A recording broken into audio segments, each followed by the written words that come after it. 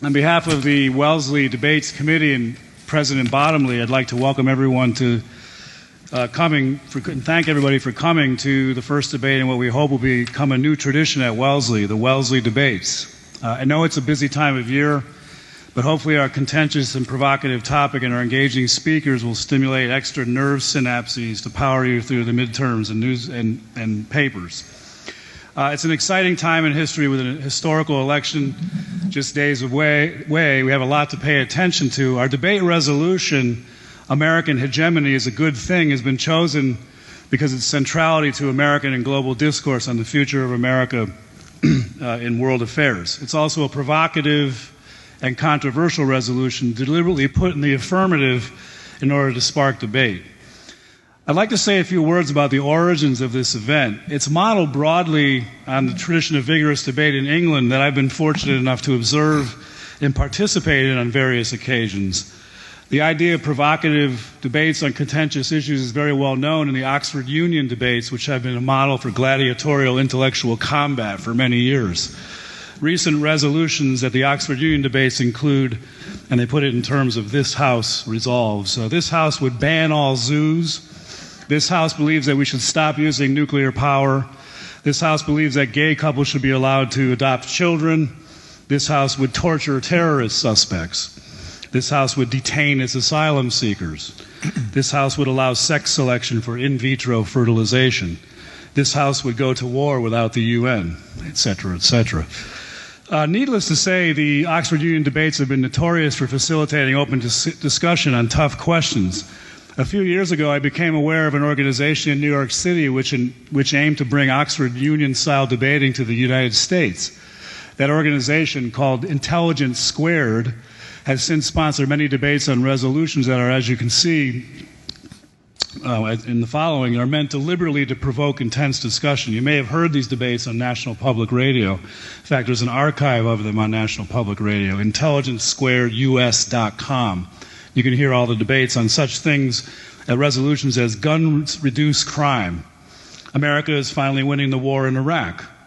We should legalize the market for human organs. Islam is dominated by radicals. Darfur is not our problem. Roe v. Wade doesn't matter. And if you're getting riled about that, consider the one they just did is George Bush is the worst president in the last 50 years. So they're very balanced. The idea behind the Oxford Union debates and hopefully the Wellesley debates is that in an open society, provocative positions are best brought into public and discussed openly and honestly in a face-to-face forum.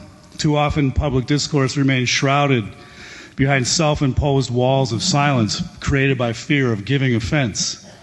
People are often afraid to express their views on contentious issues because they worry about the sensitivities of others or because they do not want their own positions scrutinized, or they choose to hide behind the illusory safety of the keyboard and communicate imperfectly in electronic forums. Any decent liberal society or community needs civility to keep it from descending into warring factions, but there's also the danger that there can be too much caution, so much fear of giving offense that the most important questions and some possible answers can never be raised or discussed. Ironically, in an open society, we who have the right and the ability to express ourselves freely often do not. Ironically, and I think especially at Wellesley, those who do challenge orthodoxies or run against the grain of dominant ideas are often made to feel uncomfortable. In a vibrant intellectual community, it should be just the opposite. A vibrant intellectual climate needs a vocal, public, face-to-face dialogue, a confrontational dialogue on important issues, and the hope is that the Wellesley debates will become just one of the many ways to promote that dialogue. Speaking for myself, I would say that there is nothing harmful in being provocative and controversial in public discussions. In fact, it is the best enjoyment, in my opinion, of the life of the mind. Now for some practical matters before we begin.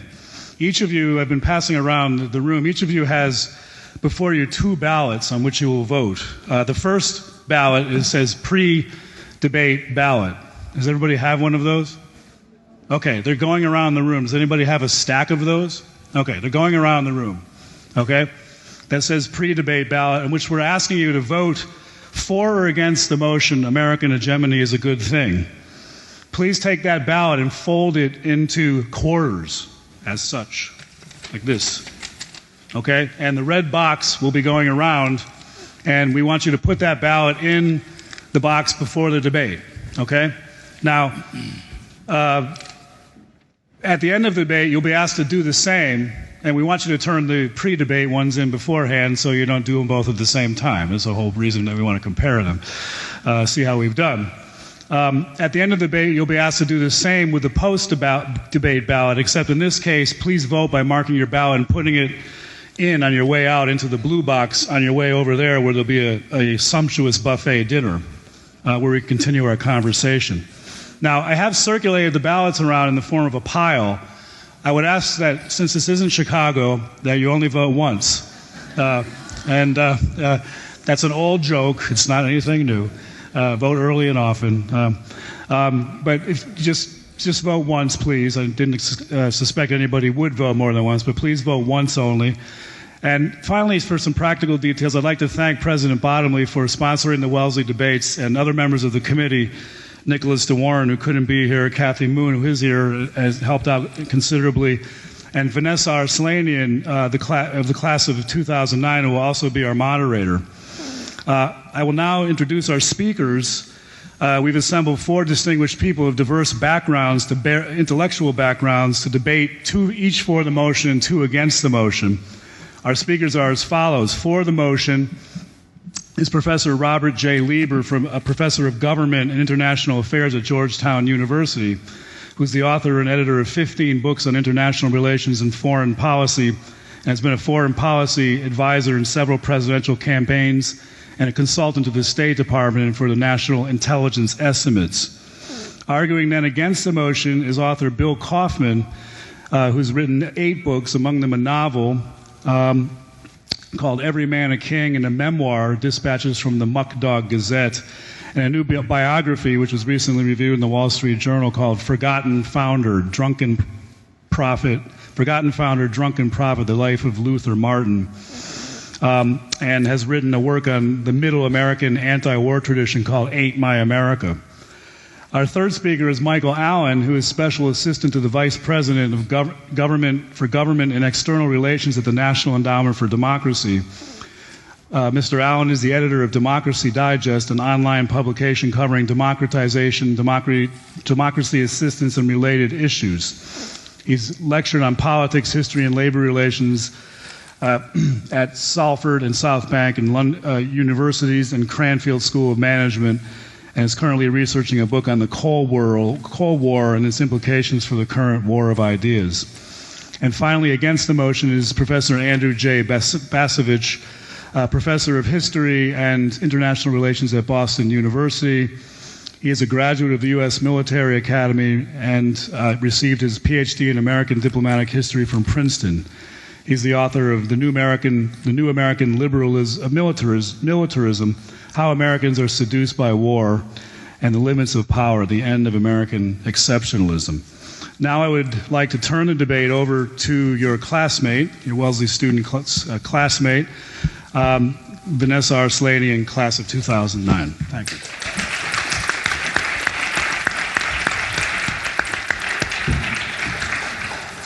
Okay, good afternoon, everyone. My name is Vanessa Arslanian, and I'm honored to be here with you today as the moderator for the Wellesley debates. As Professor Cushman mentioned, you'll be hearing from 4 panelists today, 2 for and against the motion, American hegemony is a good thing. Our debate structure will be in 3 parts. First, each speaker will have exactly 8 minutes with which to make their opening statements. We will alternate speakers in the following order. Professor Lieber will argue for the motion, Mr. Kaufman against the motion, Mr. Allen for, and Professor Basovich against the motion. At the 7-minute mark, I will give each panelist a 1-minute verbal warning, something like, Professor Lieber, you have 1 minute remaining. I will verbally notify them again when their time has expired. Should they go over time, I will alert them via this very special gavel that I borrowed from President Bottomley, thank you, like so. And I don't think anyone wants to speak over that. So the 2 teams after that section will next have 10 minutes to rebut the points of the opposing side's presentation. That's 10 minutes each. They may do so by either addressing any points that they wish or asking specific questions to the opposing side And if they choose to ask a question, the opposing team will have only 1 minute with which to respond so that they, can't take over the whole 10 minutes. So finally, each panelist, after that section, will argue for and against the motion with their 3 minutes of closing statements. After the formal debate, I'm going to open the floor to questions from you, the audience, for 30 minutes, and when we get to that, I'm going to review those guidelines. So I want to emphasize that this is not just a lecture, and you're not just a passive audience here today, as the goal of the panelists you see before you is to move your opinion, and they're going to do this by making arguments for and against a very provocative motion. So for this reason, your participation is critical. If you haven't voted, please do so already. And once the debate's finished, as Professor Cushman mentioned, we're going to have another vote. So the results of this vote, and thus the winners of the debate, are going to be uploaded onto our Wellesley Debates website. So we'll be able to check that out when it becomes available. So before we begin, I would ask that all members of the audience first turn off their cell phones if they haven't. Sorry to have to be the person who asks that. And also, I ask that you remain courteous of our panelists. If you wish to show support or disapproval of a particular point being made, please do so respectfully and within bounds so that our panelists will be able to move on to subsequent points with relative ease. I want to thank you all for coming, especially during midterm season. And once again, our motion today is American hegemony is a good thing. And our first speaker arguing for the motion is Professor Lieber. Thank you. It's a pleasure to be here. And I want to thank Professor Bottomley for really making this all possible, Professor Moon, Professor Cushman, and Vanessa Arcellini for chairing this. Let me also say, in anticipation of the more robust discussion later on, the word Chicago has been invoked. I actually come from Chicago. I grew up there. And unlike those on the born and bred in the Northeast, we Chicagoans have a very robust tradition. So don't hesitate to ask me a robust question. You needn't worry, you will hurt my feelings. Having said that, let me explain why it is that American hegemony is in fact a good thing. It's a good thing for the United States, and it's a good thing for most of the rest of the world. First, it's in our national interest. Why is that the case? Well, because the hopes that were so widespread after the end of the Cold War, the collapse of the Soviet Union, the anticipation that we might be seeing the beginnings of a new world order in which the United Nations, for instance, had authorized a major use of force to drive Saddam Hussein out of Kuwait in 1991, a war that was waged successfully by an international coalition and legitimized for only the second time in history for really a major use of force of that sort, that this would signal what the new post-Cold War world would be like. Unfortunately, that was not an augury of the world of the post-Cold War era, let alone the one we live in now, post-9/11. For one thing, we live in a world with very real threats. These are threats which cannot be wished away or negotiated away. As 9/11 suggested, the threats involve a combination of things. The threat from radical Islamism as an ideology, the threat from terrorist groups who embody that ideology and are quite nihilistic in their conduct and their willingness to kill. Next, the existence or the menace of weapons of mass destruction, particularly chemical, biological, radiological, or nuclear weapons, and the danger that at some point in the future, a terrorist group may be able to get hold of one of these things in order to detonate a radiological or nuclear weapon in an American city. That is not just something to scare you from the Bush administration. There are things that are true even if the Bush administration says so. And I think you will find that many of the world's leading experts on terrorism, on nuclear proliferation, on weapons of mass destruction, believe this is a very real and dangerous long-time menace that has to be at the top of our concerns. Related to this is the problem of proliferation, of the spread of nuclear weapons to countries like Iran, North Korea, and the problem of a semi-failed state like Pakistan, which already has nuclear weapons but could conceivably lose control of them. And also, again, contrary to the hopes after the collapse of the Soviet Union, the rise of what has been called authoritarian capitalist powers. It's well to remember that World War I, for instance, and for that matter World War II, were essentially fought over great power threats. The countries that tore each other's guts out in World War I did not do so because of ideology, but because of great power interests and predatory conduct, particularly on the part of, in that case, Imperial Germany. So the first point is that we live in a world in which threats are very real. The second point, and I say so with some reluctance, is that global governance is a myth.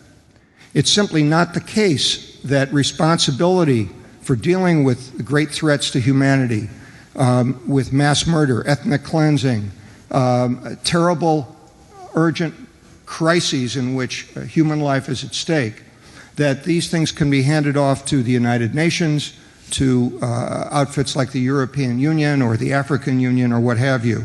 The problem is that most of the time these outfits are too weak and lack the means or the purpose to be able to deal with them. If you think my statement is too harsh, I will simply cite three words: Bosnia, including the Srebrenica massacre, the Rwanda genocide, and the mass murder, ethnic cleansing, mass rape, and terrible destruction that still goes on today in Darfur. All three of them are evidence of the weakness of international and regional institutions. Finally, the United States is unique. No other country in the world possesses the attributes the United States does as the world's leading power, however you measure power by the way this is calculated, whether economic strength, military power, technology, influence, culture, and various other capacities. Moreover, the alternative to the United States playing a leading role, especially in the face of the most urgent and deadly problems and threats, is not that some other country or group or organization will play the role, but that no one will, that the result will be inaction. The Harvard historian Niall Ferguson has said that those who are not fond of hegemony or unipolarity had better watch out, because apolarity is likely to be a lot more nasty and brutish as a world in which American power is not present. By the way, this does not mean the United States always prevails or has always prevailed in the past, but it does mean, as the Clinton administration was fond of saying, that the United States remains the world's indispensable nation. Moreover, it's thoroughly consistent with America's purpose and tradition, a point I will come back to later. 1 minute remaining. Thank you. Let me finish with a couple of quotes which I think really make the point nicely. Michael Mandelbaum, who's written a terrific book called The Case for Goliath, has said, quote, about other countries' approach to the American role as the world's government, whatever its lifespan, three things can be safely predicted. They will not pay for it, they will continue to criticize it, they will miss it when it is gone. Finally, from Robert Kagan, and if I had to give you one sentence, this would be it, America's predominance, therefore, does not stand in the way of progress toward a better world, it stands in the way of regression toward a more dangerous world. Thank you for listening. Thank you, Professor Lieber. I now invite Mr. Kaufman, arguing against the motion, to make your opening statements. Thank you. Is American hegemony good? I'll say no. I do not claim to have panoptical vision enabling me to see the 5,000 corners of the world and determine what is best for the faraway people resident therein. Rather, I assert that American hegemony subverts not only core American ideals, but also the very real American places that give our country its pith, its soul. American hegemony is bad for America. Right off the bat, I'm going to commit an incredible faux pas. I will quote from George Washington's farewell address. In the United States of amnesia, to take seriously the words of a founder rather than just genuflect toward him is an embarrassingly déclassé act, like playing John Denver records at a party. Washington cautioned posterity, us, against, quote, those overgrown military establishments which, under any form of government, are inauspicious to liberty and which are to be regarded as particularly hostile to Republican liberty, end quote. George Washington's hobgoblins are today's establishment. Liberties vanish in wartime, and American hegemony means an America constantly at war or agitated by rumors of war. Tocqueville observed, all those who seek to destroy the liberties of a democratic nation ought to know that war is the surest and shortest means to accomplish it. These liberties may be abridged in obvious ways, as with warrantless wiretaps, FBI harassment of such anti-war leaders as Martin Luther King Jr., or in the effective suspension of the First Amendment during Woodrow Wilson's War to End All Wars. Economic liberties are another casualty. A wartime government spends madly, as we have seen under George W. Bush's wastrel administration. Over $500 billion of taxpayers' money was showered upon the Department of Defense this year, with wars on multiple fronts that will only increase. The government may end up spending $3 trillion on this war of choice in Iraq. A grotesque new bureaucracy has been created, the Department of Homeland Security. One dim congressional bulb, Indiana Republican Dan Burton, called this, quote, a Department of Defense for America, end quote, which raises the troubling question, what on earth is the Department of Defense defending? The empire upon which American hegemony rests centralizes political power in Washington, economic power on Wall Street, and even more insidiously, it centralizes and vulgarizes culture. A crusader state is not a patron of the arts. It hectors us to take our eyes off those things nighest and focus them on Baghdad, Hanoi, who knows what's next. So take your choice. Mary Wilkins, Sarah Orne Jewett in a Mind Our Own Business, Peaceful America, or Madonna, Michael Bay in Empire. You can't have a healthy home and the empire. They can't coexist. You can't care about Baghdad and your own backyard. This fact never enters the calculations of the architects of hegemony. Iowa poets, Vermont dairy farms, the music of New Mexico, they could not care less. America, my America, the little America, means nothing to them. Edwin Starr asked the question, war, what is it good for? Be glad I didn't sing that. Mr. Starr answered absolutely nothing, but to give Mars his due, war has been a boon to the prosthetic limb industry, the moving van industry, divorce attorneys. It is also, in Randolph Bourne's aphorism, the health of the state. It is the essence and engine of big government. This is not only a leftist point. War effaces and perverts everything that traditionalist conservatives profess. It forcibly uproots people. It distorts natural economic patterns, causing artificial regional booms and busts. Witness the histories of Detroit and Kentucky. It spreads venereal disease, if not democracy. It separates husbands from wives and parents from children. It always leads to a spike in the divorce rate among service personnel, and we are seeing that today. And it nationalizes children. Over 200,000 American tykes are being raised in military daycare centers, and what the Pentagon, with its usual tone deafness to Orwellian rings, calls the total Army family. That's brave new world territory. The empire and the military-industrial complex against which President Eisenhower warned in his magnificent, unheeded farewell address works so many alterations in our lives, not only in the most obvious life and death and budget-busting ways, but also in subtler, even more profound ways. The ways in which we measure, the ways in which we tell time, the schools in which we learn, and I'll expand on this in the next segment. An empire is a centripetal machine that sucks all power to the center. Smaller bodies, grassroots democratic institutions are devitalized, wiped out. All political decisions of consequence are made at a level far higher than our town council or yours. They are made by men and occasionally women in remote capitals, people we don't know, people who have no desire or even means to know us, make life or death decisions about us. If you believe, as I do, that rootlessness is one of the great maladies afflicting our lorn and lovely land, then reasserting the importance of place in American life becomes the antidote. America is the sum of 1,001 little individuated places, each with its own history and accent and stories. A politician who understands this will act in ways that protect and preserve these real places. She will ask the question that never gets injected into national debates over the wisdom of American hegemony. What are the domestic costs? Loving her bloc, she will not wish to bomb Iraq. Loyal to a neighborhood, she will not send its young men and women across the sea to kill and die for causes unrelated to local life. A rootless Politico, by contrast, will babble about the homeland, a creepy totalitarian phrase that pre-Bush was not applied to our country. Or he will make empty, grandiloquent pronouncements such as John McCain's claim that we are all Georgians. I'm not. Only a man utterly placeless, completely without land under us to steady us when we stood, in Wendell Berry's phrase. A man who cares more about the Georgia of Joseph Stalin than the Georgia of Ray Charles could say something like that. You are subjects of an empire, not citizens of a republic. This is among the costs of hegemony.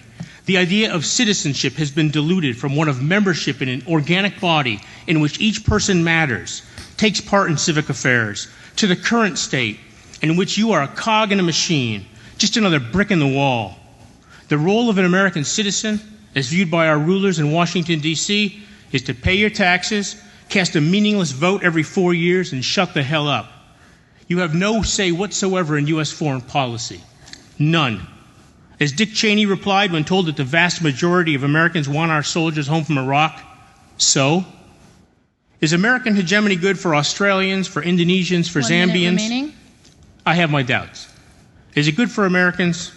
Absolutely not. Come home, America. Stand as citizens of a self-governing republic, not stupefied, debt-ridden consumers for whom television replaces human-scale community and boastful bellows of USA, USA supplant the authentic and healthy patriotism that is rooted in a knowledgeable love of one's place and neighbors. Thanks. Thank you, Mr. Kalfin. Mr. Allen, please begin your opening statements for the motion. Well, maybe extending my thanks to the organisers as well for this invitation. I should also add that I wondered why I'd been invited and I feel a little bit of a fraud in the company of such august experts and authorities on American history, diplomacy and foreign policy. And as you can tell, as the token European on the panel, not even being American, I think Tom invited me as a kind of practitioner, as it were. It's okay. We're an immigrant society. Or as a reflective practitioner, as Dewey would have it. And I think also for the perverse pleasure of seeing a European from a left-wing provenance, as it were, from Tony Blair's Labour Party, argue in favour of this motion. But that being as it may, I think I would argue that not only does history demonstrate that US hegemony has been largely positive and beneficial for the United States and for the world, and not only is it the case that the US's position as the most dominant economically, militarily, culturally, as the most dominant power in the world make it, as Bob puts it, the indispensable nation, but that US leadership is and remains a prerequisite for addressing, if not resolving, the pressing global problems that affront both the globe and the United States domestically. And I would argue further that history, not least recent history, suggests that even when the United States seeks a more modest role in the world, even when the United States lapses into insularity, frankly, history does not stop. History finds a way of reasserting itself and dragging the United States back into the maelstrom of world affairs. In other words, the United States is not a hegemon by design or by strategic decision, strategic intent, certainly not a hegemon by destiny. It is, as we know, a reluctant hegemon. There are a whole complex of factors, from geography to tradition, going back to the founding fathers, as we've just heard, from popular instincts, which suggest that Americans have a healthy, natural predisposition towards insularity, towards quietism, towards restraint.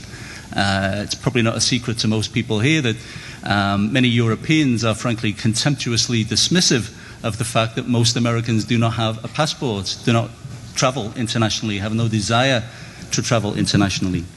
So it's understandable that there is a resistance, a reluctance, an aversion to American assertion, American engagement in the wider world. And it's also legitimate and understandable that the Iraq War and the current financial crisis seem to be pushing public opinion in the direction of favouring a more humble and modest approach to foreign policy and to international engagements. But the word humble, of course, was exactly the word that George W. Bush used when he stood for office in his first election. He said the United States would stand for a humble foreign policy.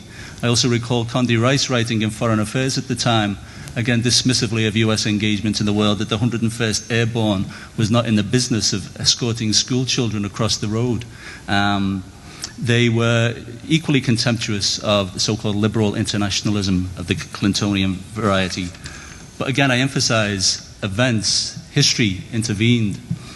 I recall the words of Harold Macmillan, a British Conservative Prime Minister, who, when he was asked what were the driving forces in politics and in history, he said in his patrician tone, "Events, dear boy, events." And frankly, I think it's events that will again drag any United States that seeks a more insular, seeks a more parochial, seeks a more defensive posture, that will drag them back into world affairs.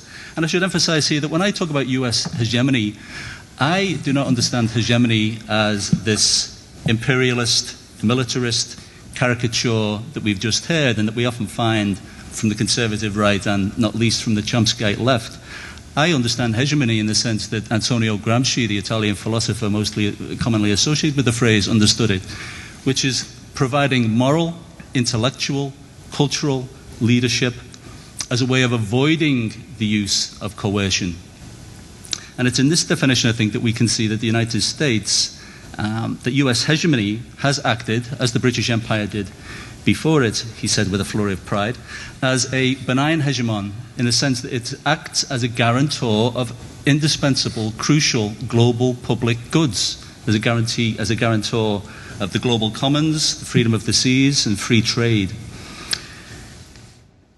Let me continue by saying that current trends towards a more insular or modest foreign policy and a strategy of retreat, as we might put it, are understandable given recent events. However, I think there are two dangers in this. One, of an overly jaundiced perspective on American foreign policy and America's interests. George Orwell once said that patriotism is the conviction that your nation is superior to all others because you happen to be born in it. I think there's a reverse sentiment that one often finds as well, not least amongst my American colleagues, that they are overly critical of their own country. They expect perfection, and they forget that every government, as all humans, are fallible. We are all from the crooked timber of humanity made. And my concern is this overly jaundiced perspective in the post-Iraq war phase will lapse into the post-Vietnam syndrome. I'm somebody who came of age, became politically active as a young teenager in the mid-1970s in Europe. When I recall, in arguing with communists, we had a lot of communists in Europe at that time, that there was a very real sense, not least amongst the media and academic elites, that history was on the side of the Soviet Union. The United States had just been humiliatingly defeated in Vietnam. The Soviets were on the rise in Angola and Moscow. The Cubans were on the rampage in Angola. The communist parties had emerged from clandestine resistance in the revolutions in Spain and Portugal. We still had mass communist parties apparently on the verge of power in France and Italy. The United States was suffering the moral opprobrium of Watergate, the assassinations, as Robert Kagan pointed out in the Washington Post today, the assassinations of the Kennedy brothers and Martin Luther King were still fresh in people's minds. The US economy was mired in stagflation. Frankly, it did not look as if history was on the side of the United States. 1 minute remaining. The second concern I have is that this modesty, this understandable concern for modesty and restraint, will morph into parochialism and neo-isolationism. I'm not only thinking of the 1930s here, but more recently, the 1990s, another period of insularity and complacency when the United States thought it could take a holiday from history. By way of a brief anecdote, in the spring of 2001, I was in the center of Java in Indonesia, traveling with a group of NGO activists through a whole series of decrepit, impoverished villages. We came across one village, however, that was dominated by a complex of gleaming white buildings, and when I asked what was that, I was told that's built by the Wahhabis. I didn't know what the Wahhabis were then. We all knew who the Wahhabis were on the 12th of September later that year. My concern, I suppose, is, or my argument in conclusion, is although I'm somebody who refers to the most civilized sport of soccer, I understand. Mr. Allen, your time is expired. I understand that from your tradition of American football, that the best defense is a good offense. Thank you, Mr. Allen. I ask that our final panelist, Professor Besovich, now present your opening statements arguing against the motion. Is American hegemony a good thing? No, it's not a good thing. Bill Kaufman has argued that it's not a good thing because the quest for hegemony is contrary to the interests of the American people. I agree. Yet I'd go a step further. The pursuit of hegemony is not a good thing because the achievement of hegemony is not plausible.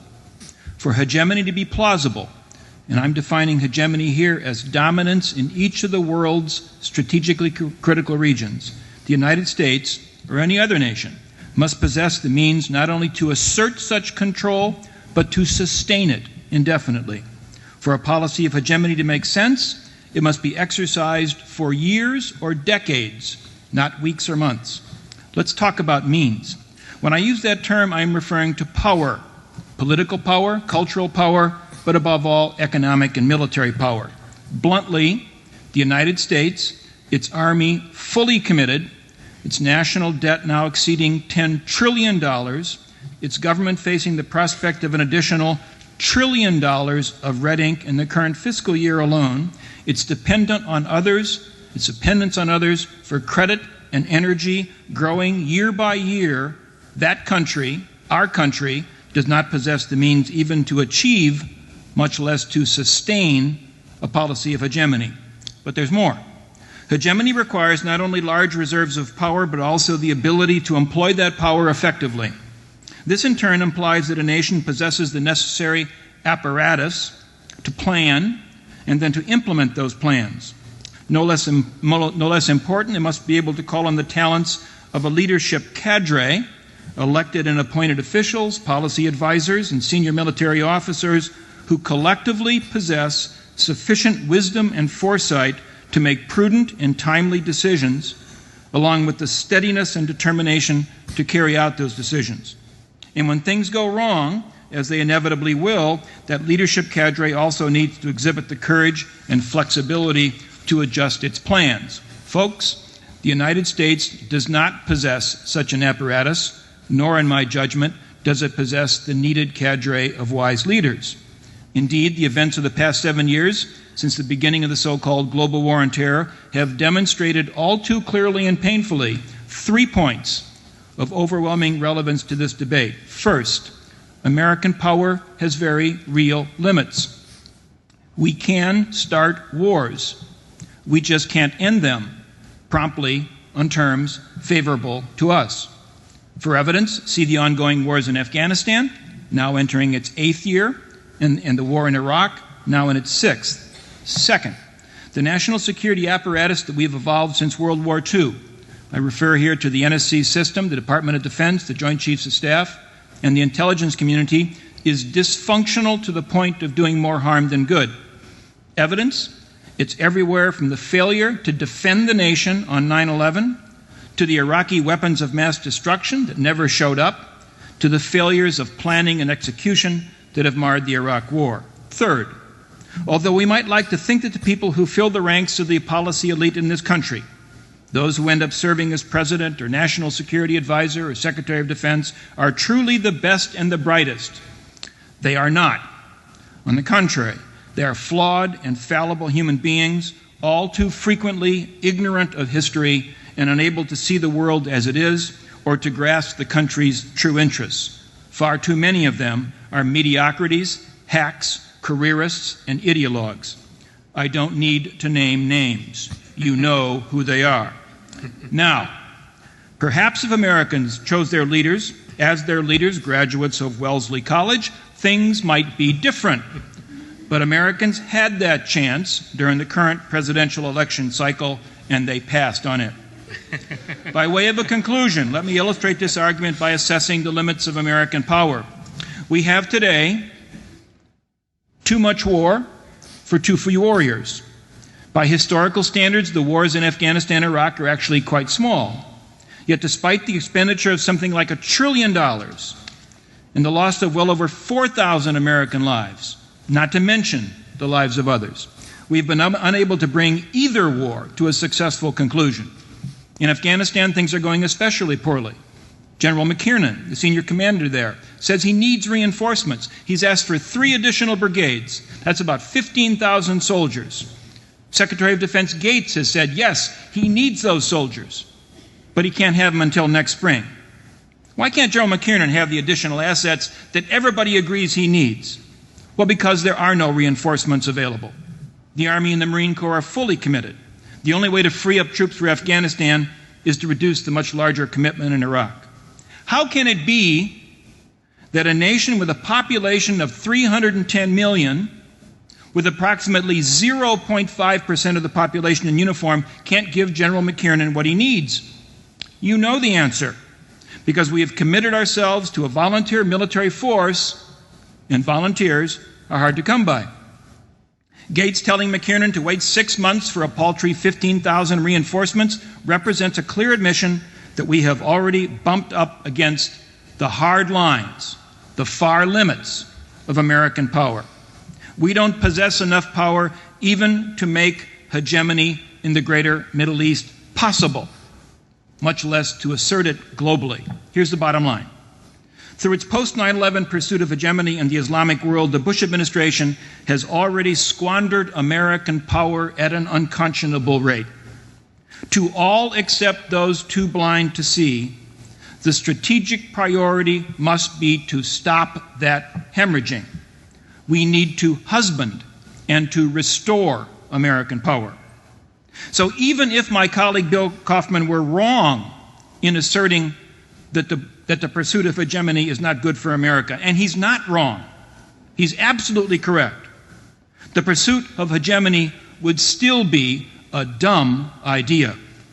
And the sooner we shed any remaining illusions to the contrary, the better.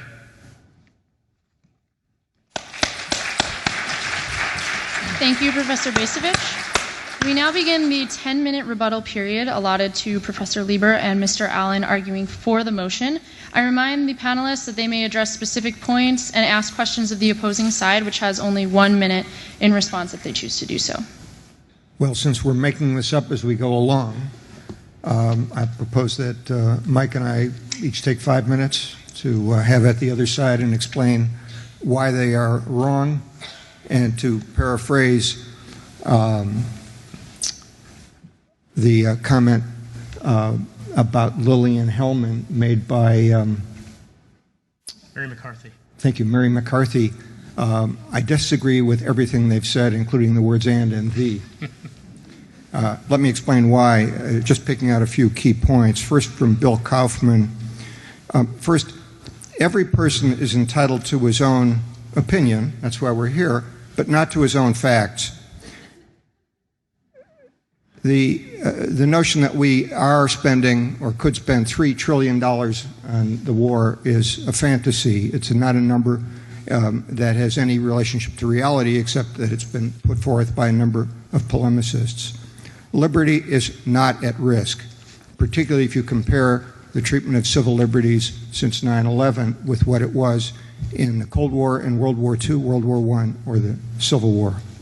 Moreover, it's a myth that we can't do both things, that we can't play a major world role to protect our interests and those of a humane, decent, liberal world, and at the same time, in addition to what we do abroad, pursue the elements of the good society here at home.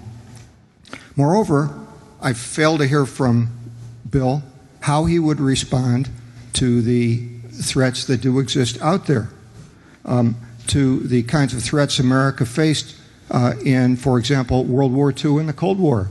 Adolf Hitler, Stalin, Brezhnev were not people to be charmed away. They were real threats.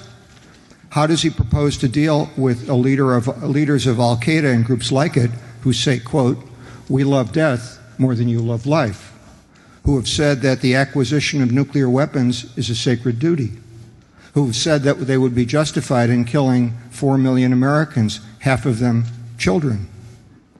Bill's notion of what America can or should be is some mythic 17th century notion of agrarian America, which even then was not entirely an accurate description, but is really a fantasy when we're talking about the present time. Switching over to Andy, of course U.S. power has real limits. It always has, it does, and it always will. But the reality is that it's compared to what? U.S. power, measured by any indices you want, has been, is, and will remain unique in the world for the foreseeable future. It's a power that needs to be used in our interest and because we are the last best hope of mankind. The survival of the liberal democratic world in World War II was contingent. Without the American role, the consequences for the world would have been very grim. Of course, policy is run by fallible and flawed human beings. Harry Truman was seen as a joke when he first took over. And to pick a figure from the other side, Ronald Reagan was treated as though he were somehow a village idiot. Both Truman and Reagan proved to be savvier, more effective presidents at the end than their detractors on opposite sides of the political spectrum thought, and they both came from very humble origins. Finally, let me say that most of you in this hall are supporters either of Barack Obama or John McCain. But I submit to you that both Obama and McCain have a very different view of America's world role from what our adversaries have just argued to you. They both argue for an increase in America's armed forces. They both want America to continue to play a major, involved, engaged, forward-leaning role in the world, except they want to do it differently and better than George W. Bush has done. I could go on about the things they have in common, but they're very considerable, including seeing to it that the war in Afghanistan is won. That will suffice for now. There's probably more to say in the rebuttal period, but I want to give my British American colleague a fair chance to say a few words as well. Thanks, Bob. I guess my question would be why both of our co-respondents equate U.S. hegemony so predominantly with militarist assertion and with war. This, as I mentioned in my contribution, the whole point of hegemony is that it functions as an alternative to coercion, as an alternative to war. And if one looks at the vast bulk of the post-war period, the so-called age of affluence, at least in the advanced industrialized economy, it was U.S. hegemony, U.S. setting the terms of trade, U.S. setting the balance of power in post-war, U.S. acting as a containing power to the Soviet Union, that facilitated and allowed that period of relative peace and prosperity. And I would argue that the focus on the Iraq War is a focus on an outlier. Yes, of course, the Iraq War has been deeply problematic and challenging in many ways, but it's not necessarily a representative example of the assertion of U.S. hegemony. It's a manifestation of a particularly unilateralist and perhaps militarist version. I would also dispute the fact that the United States leadership or strategic position in the Middle East has been severely compromised. I can't think, and I would be glad to be corrected, of any major U.S. ally in the Middle East that has defected or has moved over to the other side, whatever the other side might be, as a result of the Iraq War. Yes, obviously Iranian influence has increased within Iraq, but if anything, the other Arab states have mobilized in anticipation of a resurgent Iran. I would also say, furthermore, that one should not overstate, I think, the depth of the economic challenges facing the United States. Yes, of course, there will be severe constraints, financial constraints on U.S. expenditure, on foreign assistance, on military affairs, and so on. But again, we need to look at that in comparative perspective. The $700 billion bailout, for example, of recent weeks represents just 5% of US GDP. By contrast, the German equivalent bailout of recent weeks represented 12 to 16% of GDP, and our bailout in the United Kingdom of $865 billion represents 30% of GDP. When one looks at the ratio of government debt to GDP, in the United States it's 62%, in the European Union it's around 75%, and in Japan it's 150%. So yes, there will be real constraints, but my argument will be, and this is the whole notion of so-called smart power, a combination of soft power, as popularized by Joseph Nye at Harvard, and hard power, that you can do less with more. And I think, as Bob pointed out, both McCain and Obama's, I would argue particularly Obama's foreign policy statements, offer some very, very innovative, smart ideas on how the United States can do less with more, primarily by anticipating and preempting likely conflicts, not waiting for threats to manifest themselves and demanding a response in military terms. For example, Obama's foreign policy anticipates and advocates a rapid response fund for failing states or post-conflict societies, which combine a package of debt relief, foreign assistance, investment, and technical support, which prevents post-conflict societies and failing states from becoming the completely collapsed states that we see in Somalia, Afghanistan, and elsewhere, which then become breeding grounds for terrorists and other existential threats to the United States security interests, both internationally and domestically. You have 1 minute remaining if you would like to continue. Or? Can we bank it? No, unfortunately no. Use it or lose it. All right, let me use the remaining. Well, it would be unfair to our audience who've come here to waste their time. Let me also say that the kind of role that we are talking about is very consistent with America's long-term traditions. One can invoke the statements of presidents from the Founding Fathers through virtually every major figure in the 20th century to advocate the kind of engaged role for the U.S. in the world, because what the U.S. represents has to do with values that we associate with both the American founding and with Western civilization. And without American engagement in this way, we would both not be true to our own traditions, and also, without that kind of engagement, it would be a nastier, more unpleasant world. Okay. Time has now expired for the first rebuttal period. Mr. Kaufman and Professor Besovich, arguing against the motion, you may now begin your rebuttal period. And your rebuttal will follow the same format as that of your I go opponent. first? If you would like, you can split it up however way you want. 3-4 minutes. Go ahead. Okay.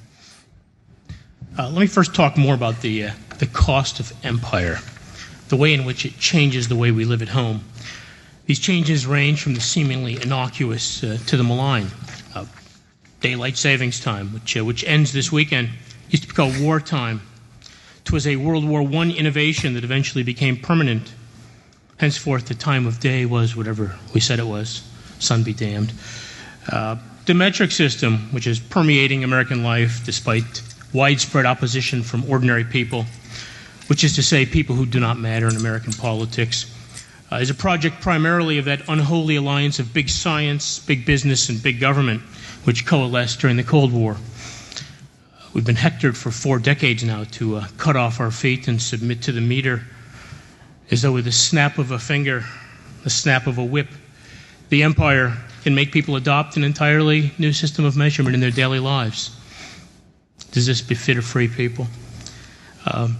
My last and most malignant example is the consolidation, the murder of rural schools and communities, which was driven by the demands of empire, fear of Sputnik in the 1950s. We lost tens of thousands of rural schools, and this is not some mythical America. This is my America. We lost tens of thousands of rural schools during the consolidation craze, which was spurred on by that high priest of Cold War pedagogy, James Bryant Conant, the Harvard chemist who had spent the First World War in the Chemical Warfare Service and the Second working on the atom bomb before he turned his kind attentions on the nation's school children. Conan the Barbarian, in a series of well-funded and highly publicized reports, demanded the closing of all American high schools with fewer than 400 students because of the urgency of the threat posed by the Soviet Union. American slackers and their quasi-anarchic system of education were being outpaced by grim little Ivan Sputnik. Many of these schools were closed over the passionate objections of parents and the citizens of the small communities. I've written about this in my worst seller, With Good Intentions. But then 2 decades later, education researchers found that small high schools of under 400 students seem to get the best results. You're not a number. You don't fall through the cracks. Alas, it was too late. Many of those small schools were long gone, casualties of the Cold War on the domestic front. This, again, is the cost of American hegemony, which I assume does rest on military dominance and American empire. The death of small schools and the impoverishment of the communities they once fed. I'd like to commend Michael for his obvious dedication to the democratic form of government. May I suggest, however, that he redirect his efforts toward bringing some of that democracy into the United States. We have very high rates of non-voting because people conclude, quite rightly, that their vote doesn't matter. In those races in which a single vote might actually make a difference, which is to say for local offices, power has been stripped from these bodies and transferred to distant capitals. Ask any member of a school board in America. The curriculum, the budget, educational policy is largely set in distant capitals and dictated to local districts. And it's getting worse. Under Bush, the federal government has encroached to an unprecedented degree in school matters with the No Child Left Behind program. Or ask a city council member or a county legislator. Their budgets are effectively written in the state capital or in Washington and mandated to the provinces. Local self-rule, supposed goal of our American democracy, is dying in America. And at the federal level, restrictive ballot access laws deprive voters of a real choice. These laws, written by the Republicans and Democrats, force third parties and independents to run an expensive and grueling obstacle course just to make the ballot. Moreover, the federal Election Campaign Act subsidizes the major presidential party campaigns with taxpayer dollars. We have a duopoly that writes the rules that cripple the competition. We could use a little democracy here at home. The polemicist who has projected that the Iraq War is going to cost up to $3 trillion is Joseph Stiglitz, who won the Nobel Prize for economics. But not for that prediction. We didn't interrupt your team. Your team should not interrupt our You team. can interrupt. You may interrupt us once in exchange. It's not World War II. The Cold War has ended. The people who suggest to you that Osama bin Laden, currently hidden in a cave somewhere in Pakistan, maybe, is the equivalent of Adolf Hitler or Joseph Stalin, they're selling you a bill of goods. It is very important for us, given the argument that in a dangerous world we are called upon to assert hegemony, it's very important for us to gauge accurately the threat that we face.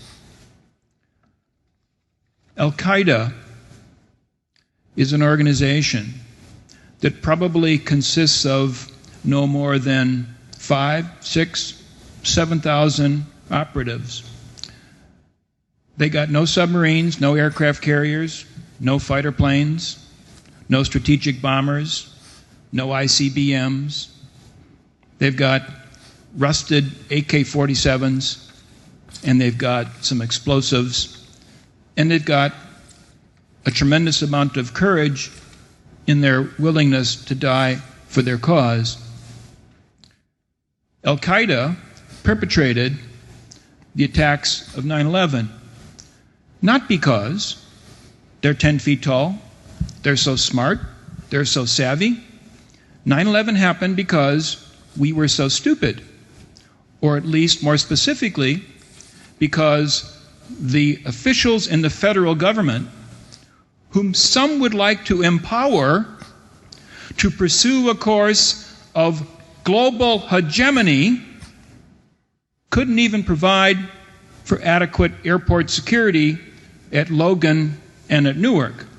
They couldn't even defend the island of Manhattan, much less bring about the Bush administration's promised transformation of the great Middle East. So it is a dangerous world, and we do need to take threats seriously, and we need to defend ourselves from those threats.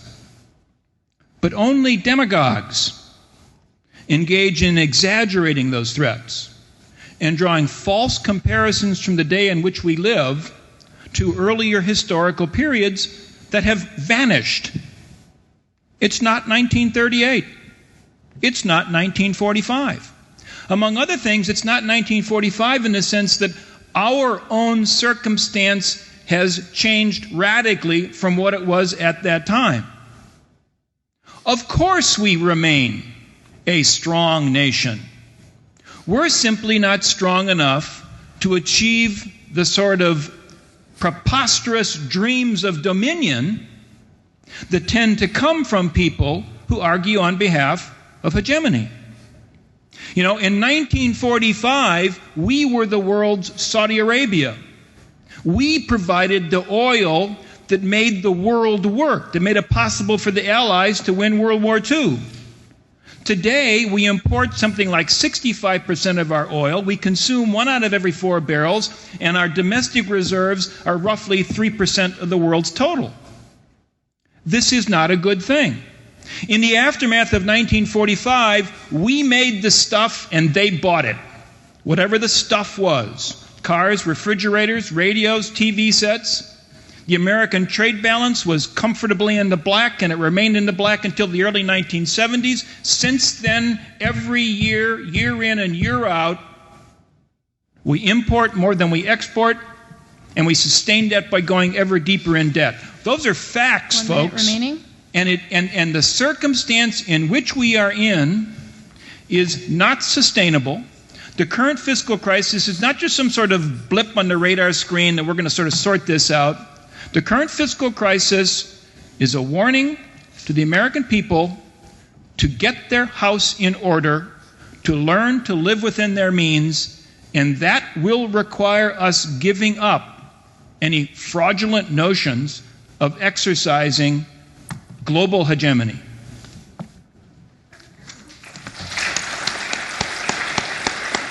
Okay, we're now going to begin our period of closing statements. The order is going to be Professor Lieber, Mr. Kaufman, Mr. Allen, and Professor Besovich. And so, Professor Lieber? How long? What is the length of the closing statements? Sorry, 3 minutes and a 1 minute warning.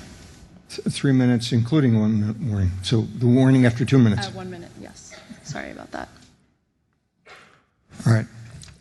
Well, thank you for this spirited exchange. A quick comment about the other two, and then a concluding remark. About democracy, if we have such problems with democracy, why is there such incredible excitement and participation and involvement in the election that's going to take place next Tuesday? The rest of the world is fascinated, the American people are deeply engaged, and it suggests a vibrant democracy. Moreover, if third parties aren't able to do anything, why is it that Ralph Nader was single-handedly able to elect George W. Bush in 2000 by gaining enough votes to throw the Florida election to the Republican nominee? Moreover, Obama thinks it's important to get bin Laden. He doesn't think it's a fantasy or a charade or anything like that, and so does McCain. It's wrong to define hegemony in terms of how we're discussing it as somehow imperial domination. Instead, it's a matter of America needing to exercise leadership, involvement, engagement in the world in its interest and in the interest of the rest of the world.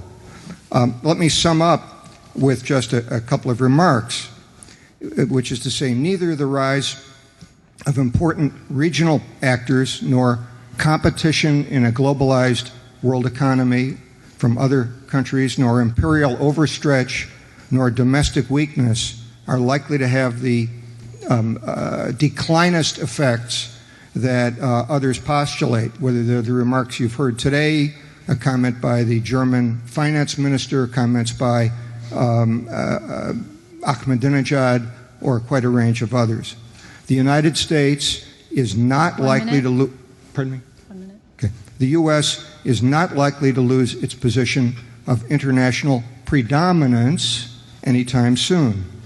Over the years, America's staying power has been repeatedly underestimated by condescending French and British aristocrats in the 18th century, by European powers at the end of the American Civil War, and during the last century by Imperial Germany, Imperial Japan, Adolf Hitler, and Saddam Hussein, among others.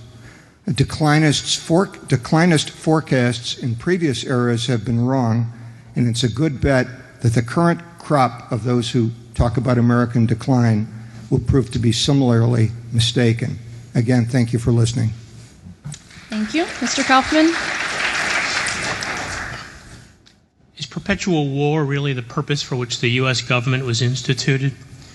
The Constitution, and I realize that in referring to that document, I am pinning to myself the badge of anachronism, nowhere authorizes U.S. dominion over the world. Whence derived this alleged mission to impose on the planet our way of life? It is arrogant, it is profligate, and it is ultimately anti-American. There's no poetry in the American empire, no heart, no soul. The America of Dorothy Day and Zora Neale Hurston and Laura Ingalls Wilder and Catherine Lee Bates, that's ours. That's the vital America. That's where you belong. Do you want to live in a flavorless, characterless country? A fulfillment of Phil Oakes' lyric, I would be in exile now, but everywhere's the same? A country that is always at war, forever sending its young men and women around the globe to dominate others, to force upon them the neoconservatives' idea of proper political arrangements? Or do you want to live in flavorful, colorful, distinct, self-governing communities with their own personalities, accents, local cultures? Which America do you want? Under the current dispensation, America is never to be a country at peace. You will live out your lives in a future of endless war, endless mobilization for war, in a regimented and increasingly paranoid nation on orange alert unto the end of time. Peace to our mandarins is unthinkable. An America that is small, modest, humble, unthinkable. A globally hegemonic America bears no resemblance to the country that is in my heart and in my eyes and in my everyday life. It isn't a country at all. It's the cold projection of military might, of political influence. It's the putrefaction of our erstwhile republic into an empire that is the enemy above all of the real America, the little America, the voiceless America, the America that plays the unheard music, the America that pays the taxes and sends its boys off to war, but that has absolutely no say in national affairs. See, for instance, the Wall Street bailout. See, for instance, the Iraq War, so soundly repudiated at the ballot box in 2006, but the pusillanimous Democrats, putative opposition party, do nothing to bring our boys home. I am a patriot, and I love my country, and this country is healthy only insofar as its little pieces are healthy. Lowell, Butte, Batavia, Wellesley, El Paso. I saw the distinct identity, the meaning of my own place fading, and that's why I raised my voice. Don't be a subject of the empire. Choose to be a citizen of the republic. Vote for peace, for place, for the possibility of a life that is lived not in the dark shadow of perpetual war, but rather in the reviving sunlight of liberty, of community, of home. Thanks. Thank you. Mr. Allen? There are two paradoxes of American hegemony or American power. One is that the United States is now spending disproportionate amounts of money on hard power, on military power, at a time when arguably greater investment is required in soft power strategies, and the United States has unilaterally disarmed itself over recent years in the political and the diplomatic and in the intellectual fields. I'm thinking of the abolition of the disbandment of the U.S. Information Agency, which vacated a whole terrain of public diplomacy. I'm thinking of inadequate investment in the US diplomatic corps, a number of commissions recently. The 9/11 Commission was one. Even the DOD's own quadrennial review pointed out that 22% of the federal budget is spent on military, on the Pentagon, and just 1% is spent on the whole array of other foreign or international affairs, from foreign assistance through to public diplomacy. That, I think, is a disproportionate amount of expenditure that can't be sustained, and suggests a need for precisely the kind of shift to smart power strategies that both McCain, Obama, and others have, including the Smart Power Commission from the Center for Strategic and International Studies, have proposed.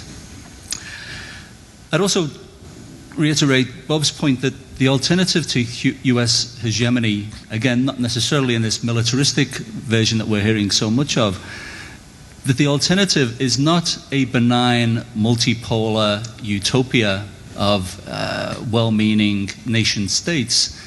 What we're seeing in the world today is not just the threat from Osama bin Laden in his Afghan cave. One is seeing a resurgence, a well-documented resurgence of global authoritarianism. We can see this in a whole swathe of regimes, from China through Central Asia, through a newly authoritarian Russia, right through to the Middle East and now into sub-Saharan Africa. One is seeing the retreat of democracy, the resurgence of new, strategically hostile to the United States forces out there. I'm thinking, for example, of the Shanghai Cooperation Organization, which is recently referred to by one observer as the most dangerous organization that nobody has ever heard of. To conclude, I don't think you need to subscribe to some of the more doctrinaire or fanciful notions of American exceptionalism to recognize that the United States has a unique capacity or vocation to act as a force for good in the world. I too think that that reflects American values and American popular sentiment.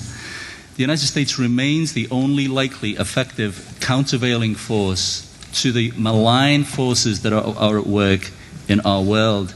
The United States is a reluctant hegemon, I emphasize, but the forces urging modesty and retreat in foreign policy will not go away. But I fear that events, dear boy, events, and the United States' own unique position in the world will condemn the United States to this labor of Sisyphus. Thank you. Professor Basovich.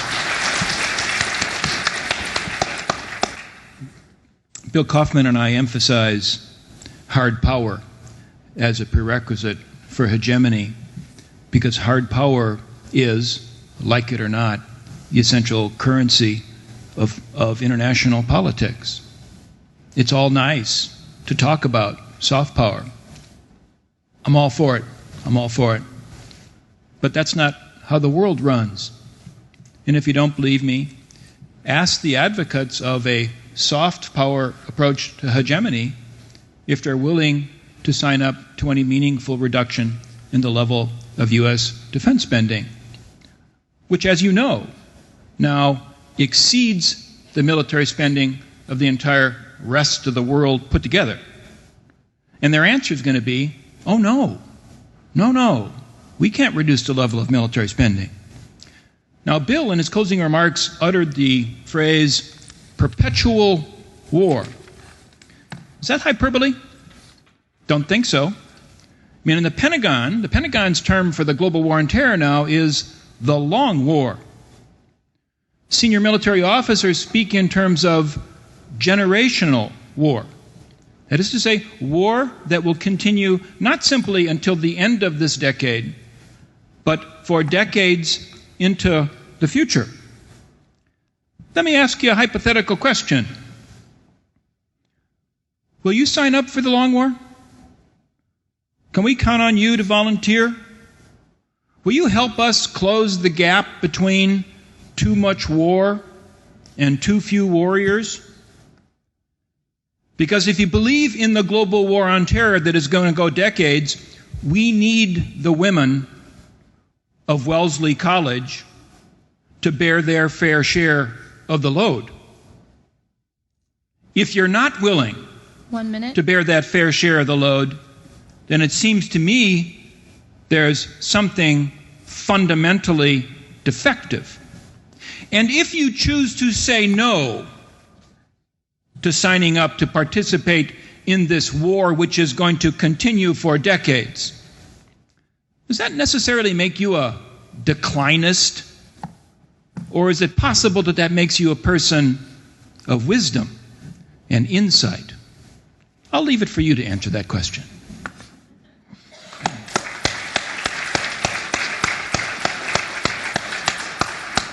Thank you. This concludes the formal debate. I will now open the floor for questions, but before we do that, I want to explain a few guidelines for the question and answer period. First, I ask the questions be limited only to the specific motion being debated today, that is, the question of whether or not American hegemony is a good thing. Should you wish to address other issues related to the debate, but not to the motion, we as a community may do so at a later time. Next, because we have only such a short time for this section, I ask that if you are selected to ask a question, you state your name and then limit your question to 4 or 5 sentences, and somewhere within those 4 or 5 sentences, I ask that there's an actual question in there rather than a speech of any kind. I will not hesitate to cut off such a speech, and I'm going to be using discretion in terms of time allotted to the person posing the question and the panelists who respond to it.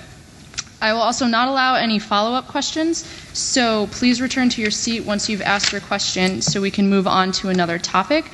And now I'm thinking I might actually hand over my microphone to you because we don't have one around. So, I'm Colleen Purcell, and I would like to say that I'm a little bit disappointed that and surprised that the issue of the conflict between global democracy and national sovereignty with in the face of American hegemony was not raised. I'd like to ask Michael Aylen with a background with the National Endowment for Democracy, which is known in Latin America for funding very undemocratic groups such as the Carmona regime, which aimed to overthrow the president of Venezuela. I'd like to ask, just because the U.S. disagrees with other leaders, do we have the right to intervene through any means necessary as the world's greatest superpower? Yeah, absolutely. Well, firstly, in terms of the National Endowment for Democracy, maybe I should have explained by way of introduction, the NED is an independent private NGO, which is, however, primarily funded through an annual appropriation from Congress. It's a scrupulously bipartisan board with leading Democrats and Republicans, business and organized labor. And it was established nearly 25 years ago, again, as a bipartisan initiative as a result of an initiative by Dante Fascell, a liberal congressman from Florida, and Ronald Reagan, who was president at the time. Apropos the general principles, the NED does not intervene or impose itself, does not infringe national sovereignties. Our grantees, our activities are always at the request of activists, organizations in country. We are not in the business of regime change. We do not seek to engineer political change. In Venezuela, which you cited, for example, we have Chavista parties that have been invited to and attend our political party training sessions.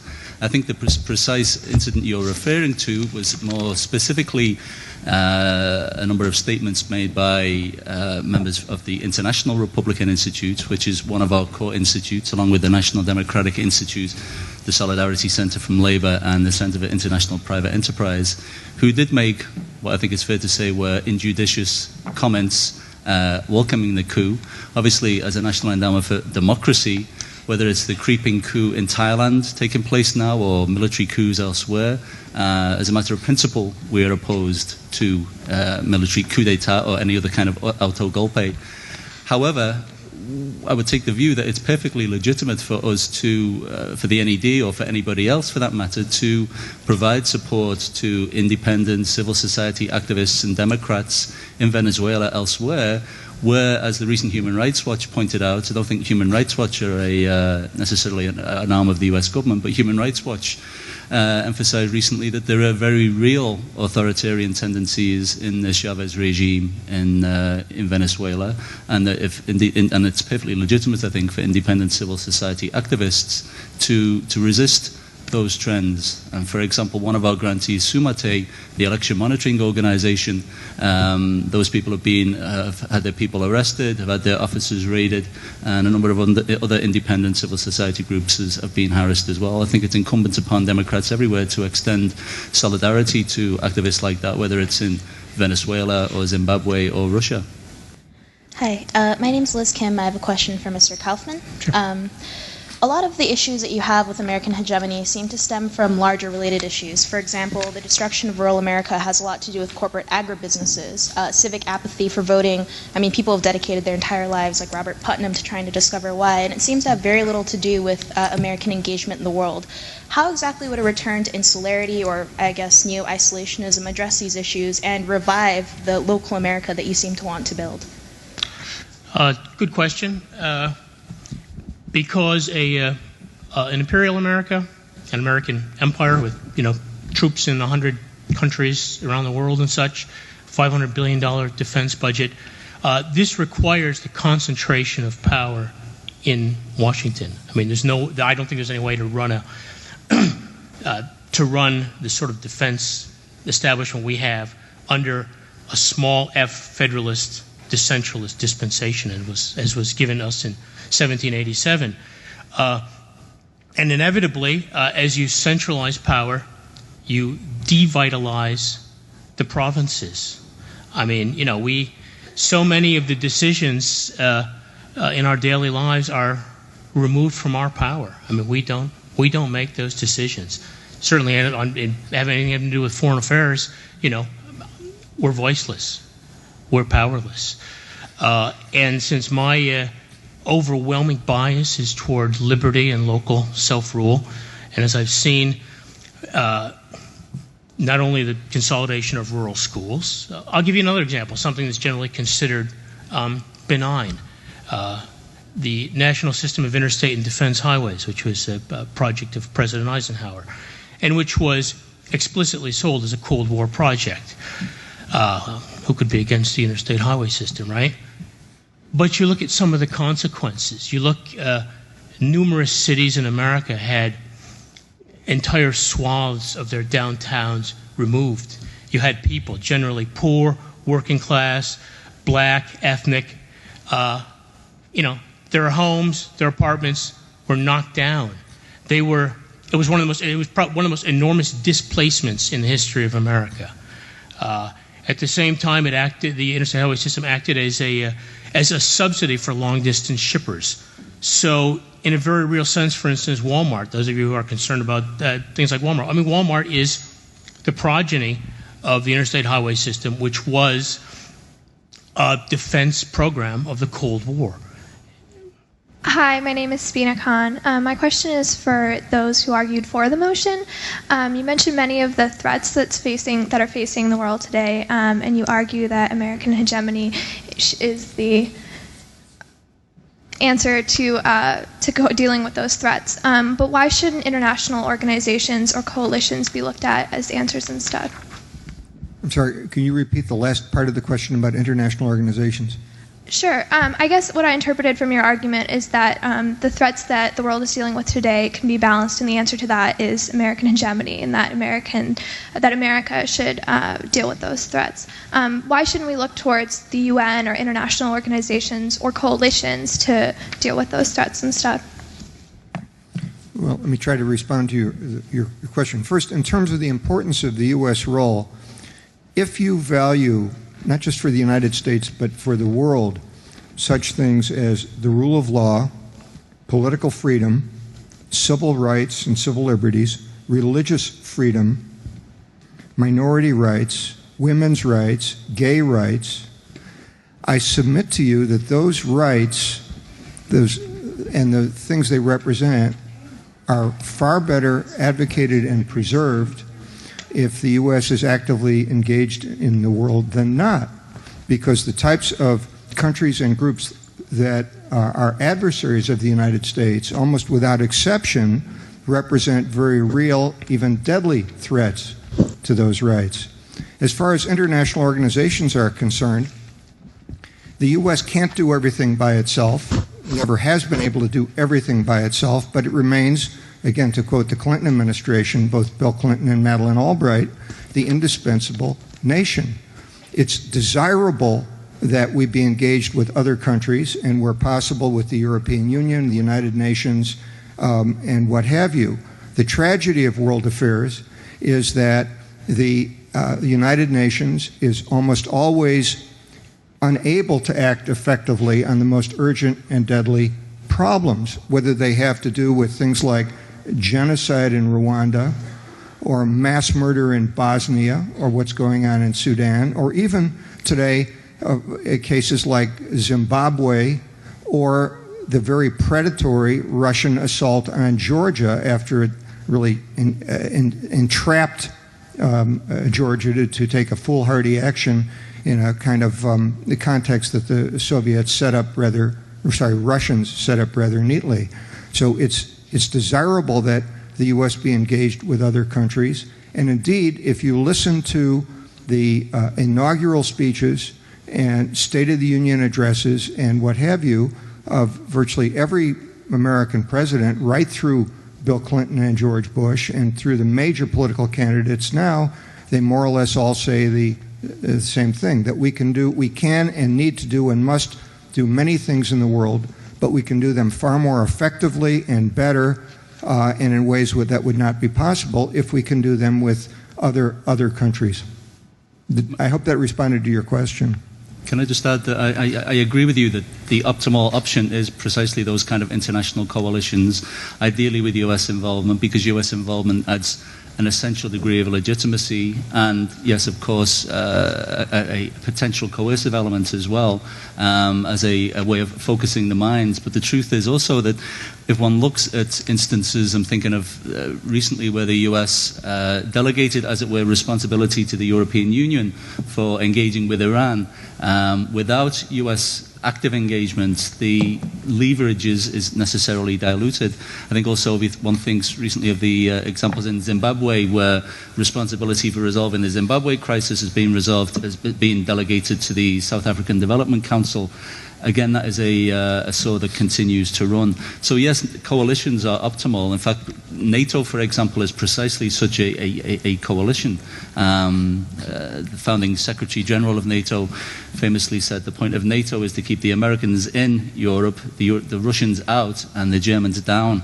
And I think also we can look to, where appropriate, unilateral interventions by other powers. I'm thinking, for example, the British intervened in Sierra Leone to stop the atrocities taking place in Sierra Leone, and are doing a very good job, if I may say so myself, in rebuilding that state. Likewise, Australia in East Timor, they took the lead there without necessarily relying on the United States. So it is possible, but not always feasible.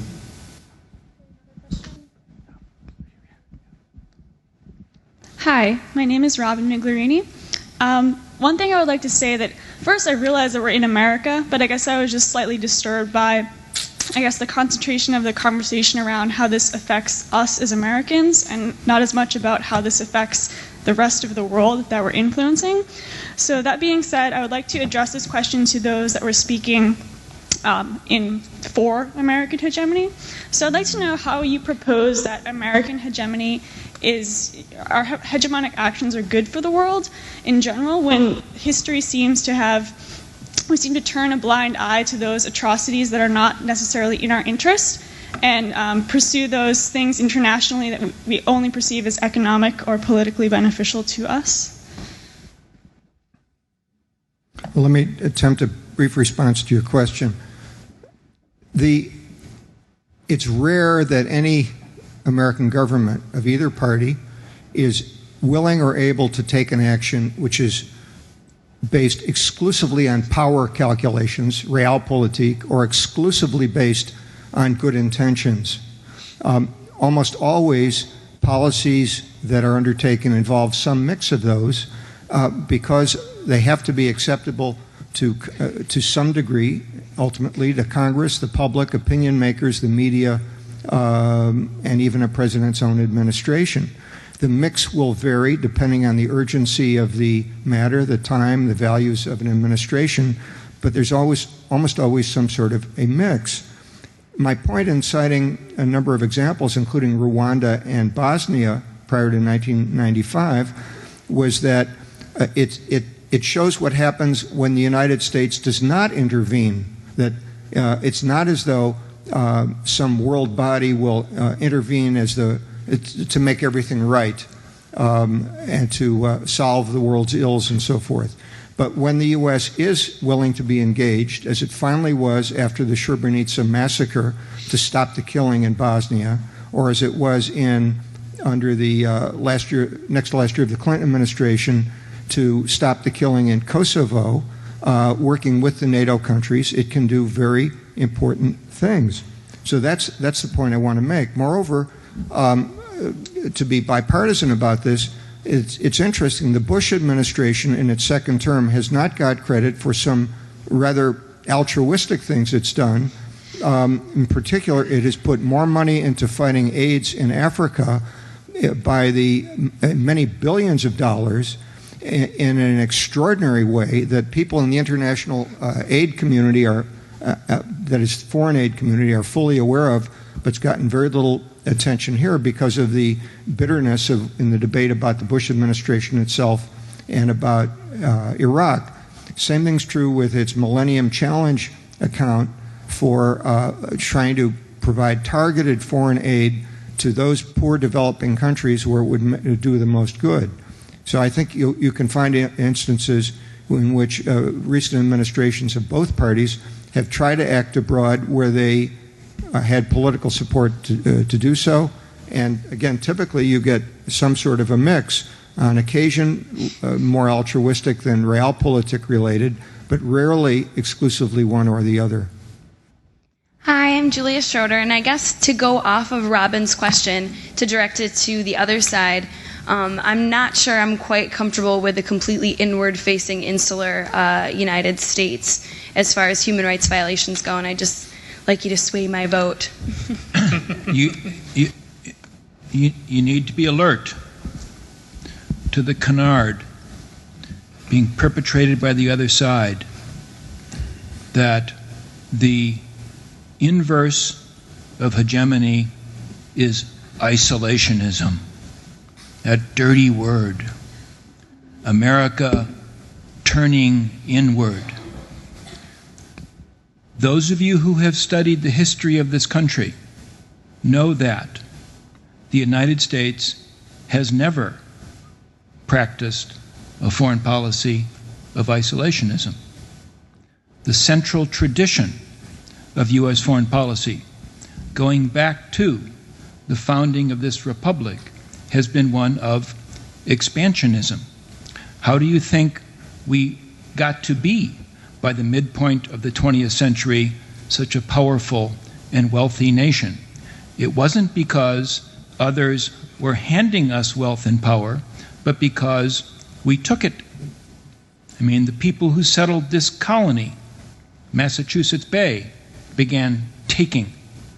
So the notion that, gosh, if we don't try to lay claim to hegemony, that the alternative is that we're going to turn a blind eye to the world's ills, is nonsense.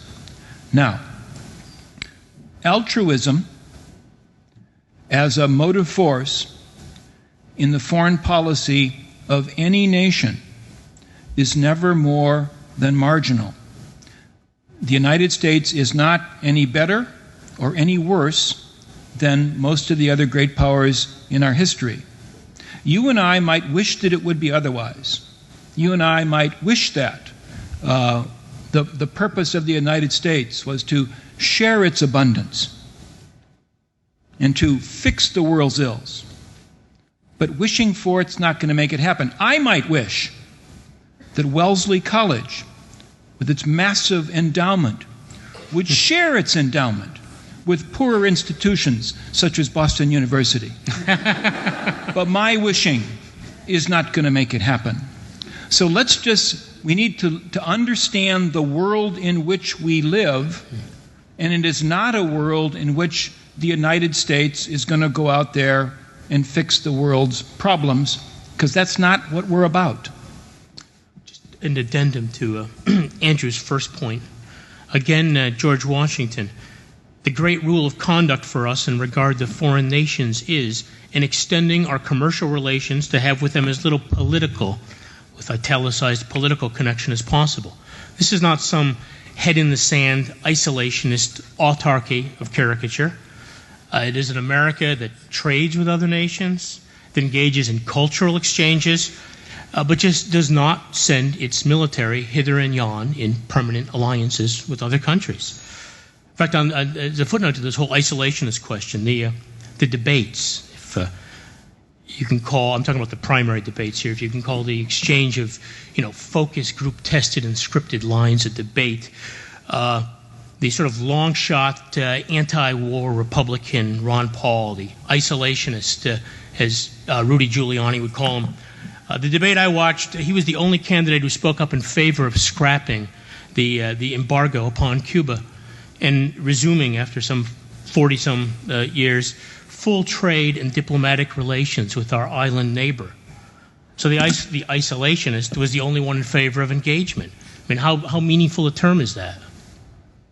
Okay, another question from the audience.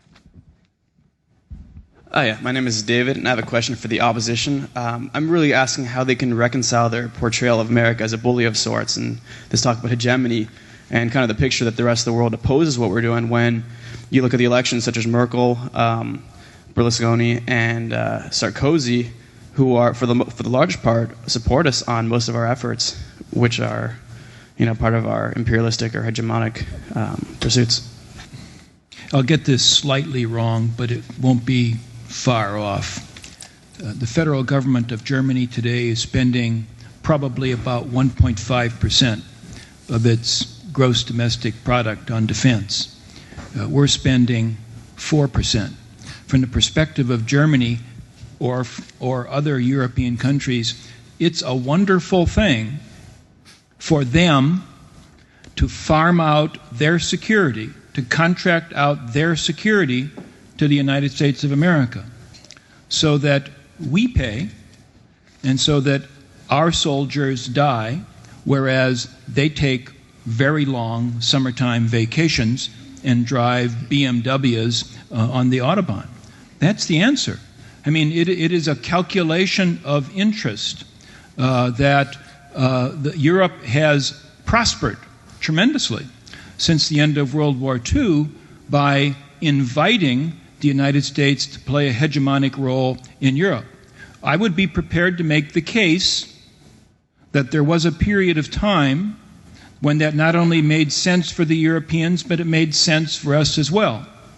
And that period of time would have been the early stages of the Cold War, when there was a threat more significant than Al-Qaeda, and when our allies were actually prostrate. But those days are long gone. Russia is not the Soviet Union. It may be an authoritarian country. It's not totalitarian.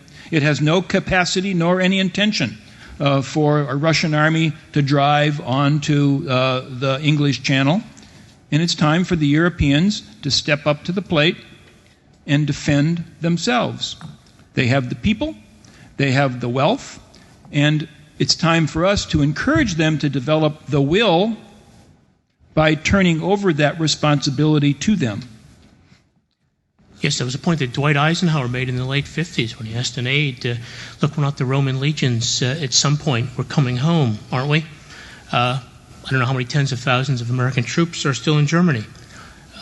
We were told in the interesting, William F. Buckley, the late William F. Buckley Jr. wrote a very interesting piece in the early 50s explaining to conservatives why they had to accept what he called a vast totalitarian state, end quote, on our shores for the duration of the Cold War.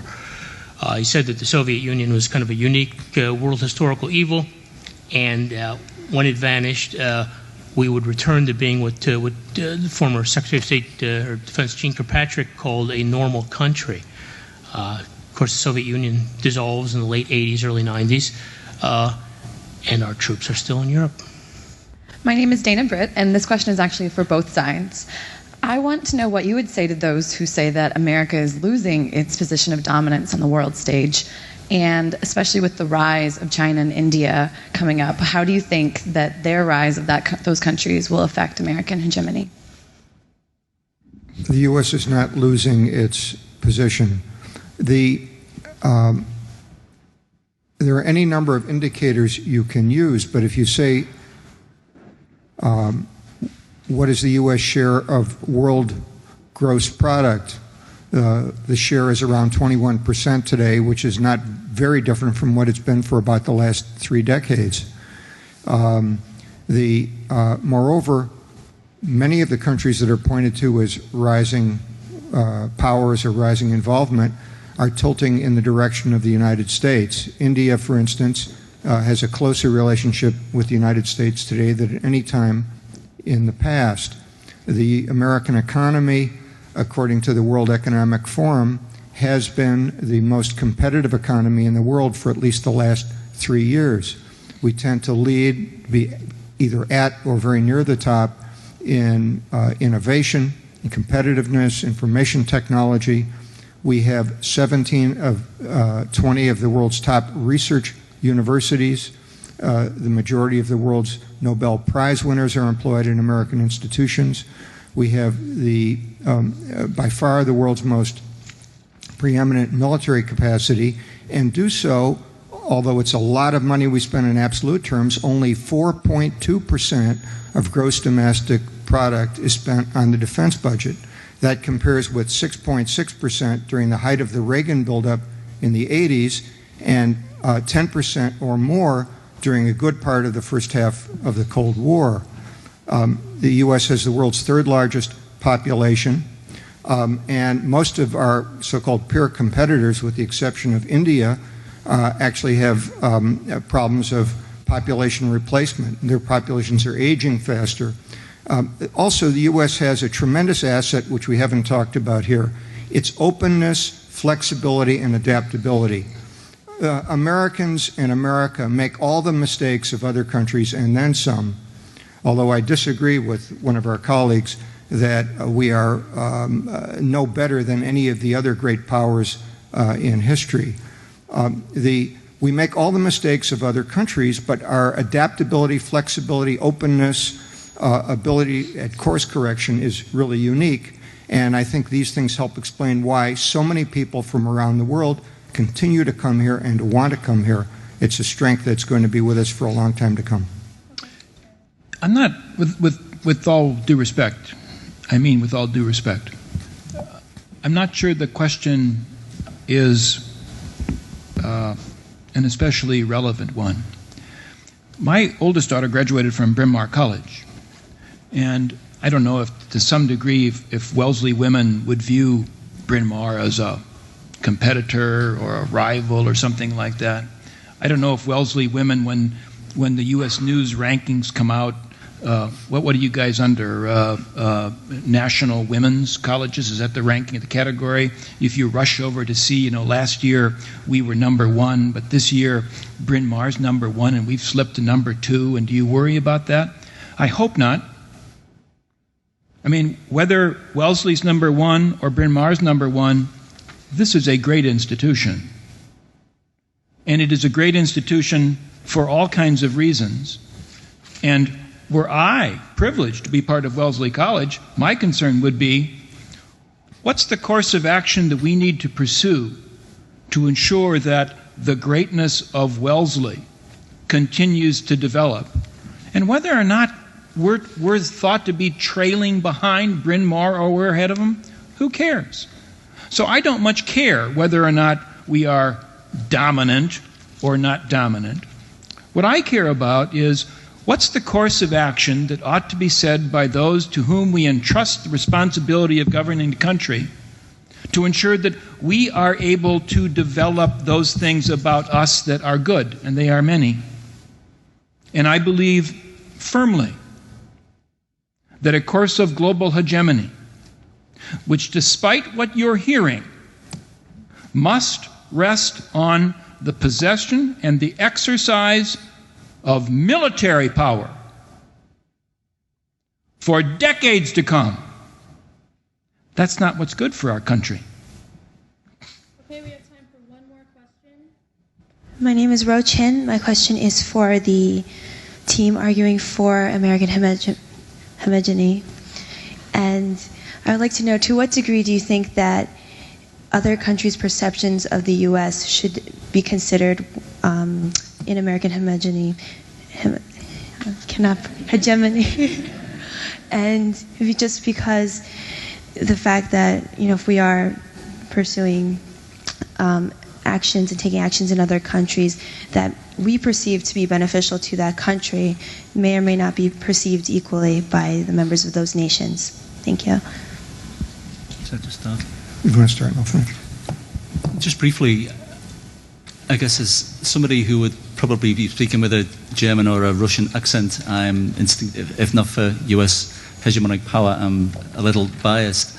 But I recall in the early 1980s, at the height of the so-called Euro missiles crisis, when the Russians were deploying SS-20s in Eastern Europe and the West was responding with cruise missiles, and in Western Europe, literally millions of Europeans on the streets protesting, caricatures of Ronald Reagan, very robust anti-American sentiment.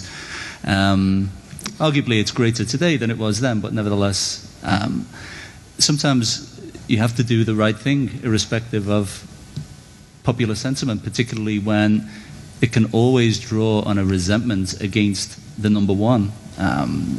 Just as there's always resentment in the class against the best-looking boy or most charismatic girl or the person who's got the most friends, the United States is always going to attract that degree of resentment. And frankly, it cannot be a principal driver.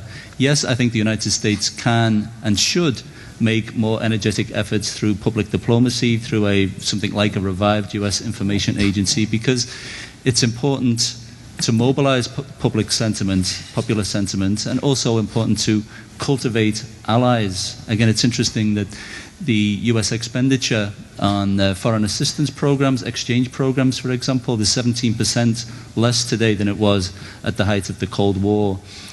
We have personal experience of Democrats, liberals, women, feminist activists from the Middle East who are awarded fellowships but cannot get visa clearance or permission from the State Department to visit the United States. That is a kind of self-defeating strategy that I think should change. Okay. May I just finish with what? We're over time. Sorry about that. I would like to give a round of applause to our